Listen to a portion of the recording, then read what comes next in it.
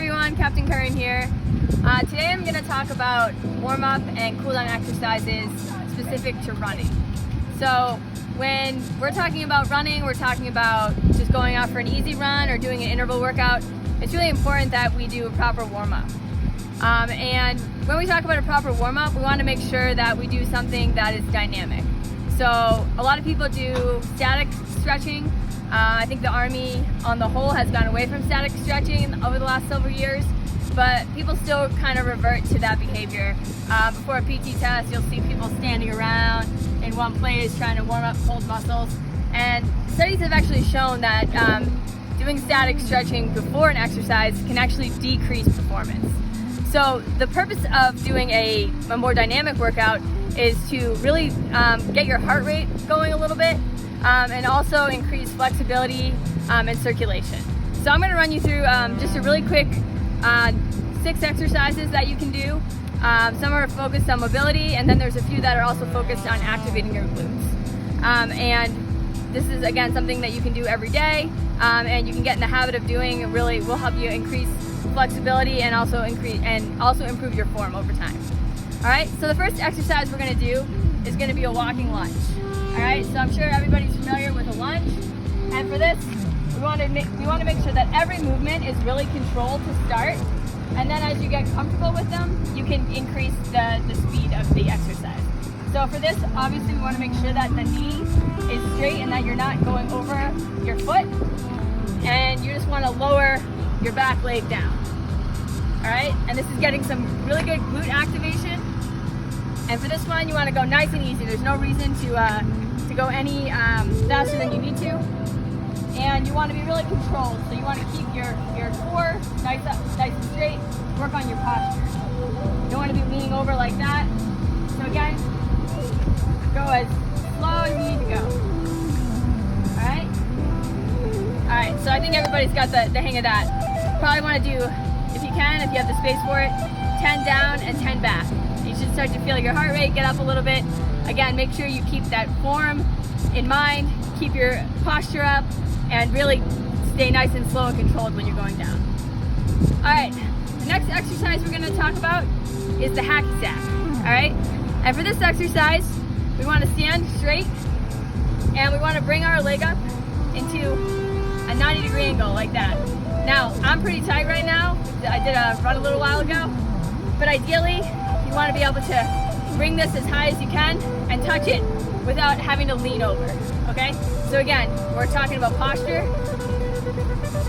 And if you need to, and you don't quite have that form, you can hold on to something for assistance. Keep this leg straight and try not to lean over, okay?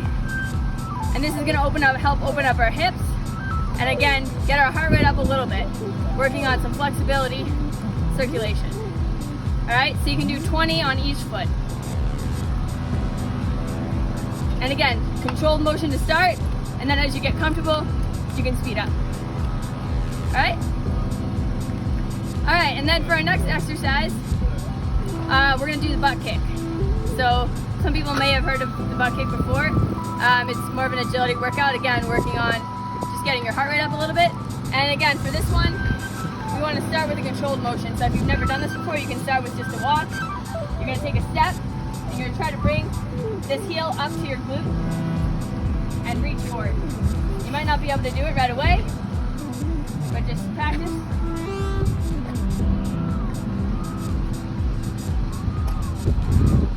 All right, and then this is definitely a little bit more natural when you get going, but you want to make sure that you have the movement down before you really ramp it up. So this is what it looks like in a little bit faster.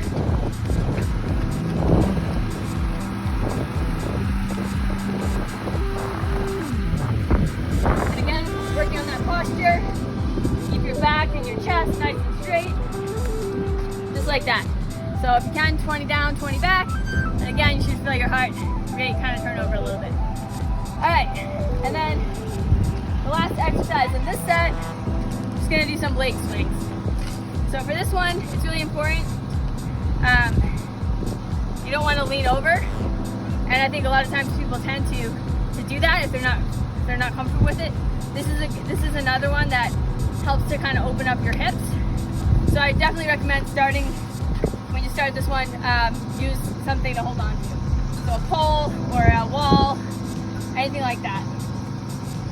And so you want to bring your leg out as far as possible, come in front of your body, and nice and controlled. You don't want to be all crazy, so like a nice, in control motion, opening up those hips, nice range of motion. Okay? And do 15 of those on each side. Alright, and then I have 2 more exercises for you. I mentioned before the importance of activating the glutes. So a lot of runners tend to be quad dominant, and what that means is when they're running, their quads really take the brunt of the activity. But we have a whole posterior chain, glutes, hamstrings, calves, that we really want to make sure are engaged when we're running. So to do that, we need to sometimes wake up our glutes before we go for a run. So there's a bunch of different exercises that you can do that. You can Google glute activation exercises. I'm just going to show you 2 really quick ones that you don't need any equipment for. The first one is called Good Morning. So you might be familiar with this. Maybe some people do it with weight, but again, for this, just to get your glutes to wake up, there's no weight or anything needed or equipment needed. So you're going to start off, you're going to stand on one leg, and then you're going to put your other leg out behind you and lower your chest very slowly, again, very controlled. And you're going to kind of teeter-totter. So you're not going to go like that. You're going to kind of put your leg out behind you, and then as your chest lowers, your leg comes up. And then once you get to about a 90-degree angle, you're going to pull up in a controlled motion, and you're going to use that glute to help pull up. And that's really going to isolate that glute and kind of wake it up. Alright, it's pretty simple. You can do 10 of those on each side. And then the other one I wanted to show you is called the crab walk.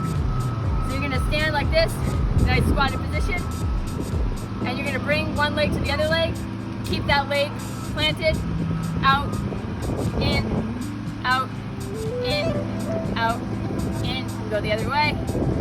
Go 10 in each direction.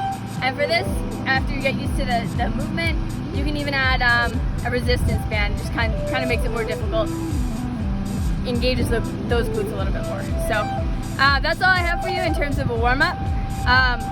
Once you're done running, again, whether that's an easy run or a interval workout, hill workout, whatever the case may be, that's when you can go and do some static stretching because your muscles are already warmed up. So any questions, you can comment here or reach out to 440 Fit, and thanks for watching.